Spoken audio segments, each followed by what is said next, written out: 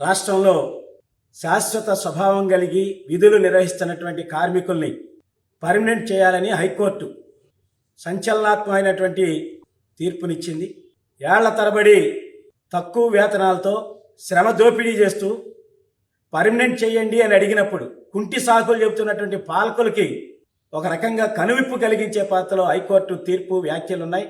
దీన్ని AP municipal workers and employees federation స్వాగతిస్తున్నాం. తక్షణమే రాష్ట్ర ప్రభుత్వం స్పందించాలి.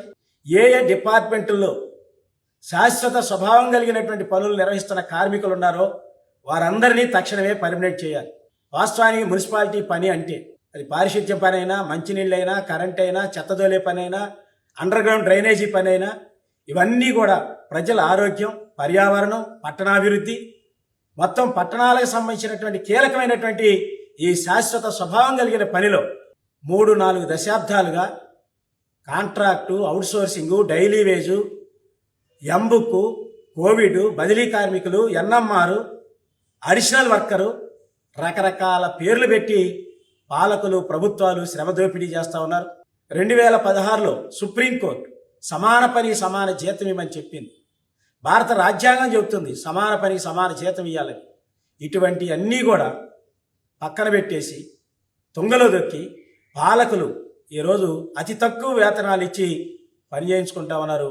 ఇటువంటి పద్ధతులు మానుకొని తక్షణమే హైకోర్టు చెప్పిన పాత్రలో 2 నెలల్లో శాశ్వత స్వభావం కలిగిన విధులు నిర్వహిస్తున్న కార్మికులందరినీ పర్మనెంట్ చేయాలని AP municipal workers and employees federation తరఫున డిమాండ్ చేస్తా ఉన్నాం.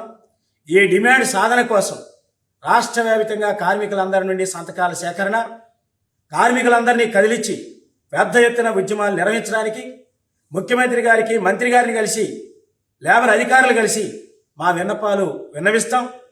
ప్రభుత్వం సానుకూలంగా స్పందించకపోతే అవసరమైతే కలిసి వచ్చే సంఘాలను కలుపుకొని రాష్ట్ర వ్యాప్తంగా నిరవధిక సమ్మెకి వెళ్ళడానికి కూడా పర్మనెంట్ డిమాండ్ మీద AP municipal workers and employees federation CIT సంఘం సిద్ధంగా ఉంది.